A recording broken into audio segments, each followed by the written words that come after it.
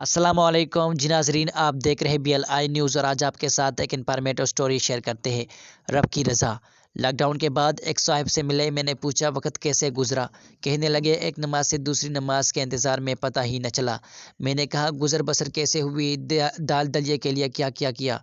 कहने लगा मैं उससे उसका कुर्ब मांगता रहा और मेरा घर रिज़्क से भरता रहा। मैंने पूछा कोरोना से बचाव की क्या तदबीर की।